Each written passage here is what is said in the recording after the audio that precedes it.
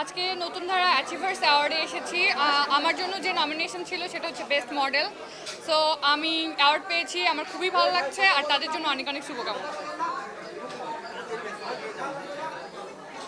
কাজ আপাতত একটু কম করছি, একটু আমার পার্সোনাল লাইফ নিয়ে একটু বিজি বেশি।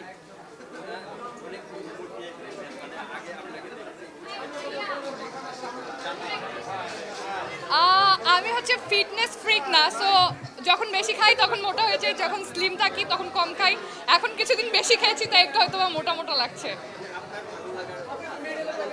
আমার ফিটনেস তো অবশ্যই, সবাই ফিট থাকতে চায়, স্লিম থাকতে চায়, সো ইয়া।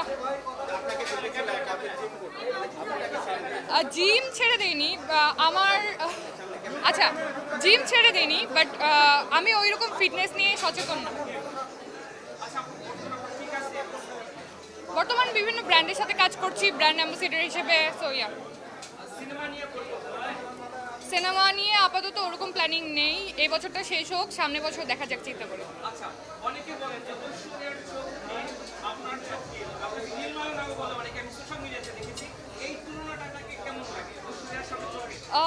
না, আমার নীল চোখ না, আমার কালো চোখই, এটা লেন্স।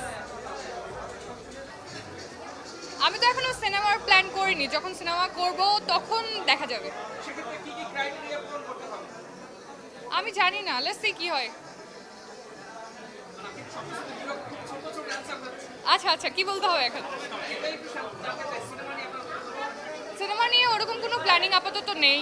আমি তো এই বছর কোনো সিনেমা করছি না, সামনের বছর করবো কিনা এখন পর্যন্ত জানি না। সো সিনেমা নিয়ে ওই রকম চিন্তা ভাবনা এখন পর্যন্ত আমার নাই, যদি হয় অবশ্যই জানাবো।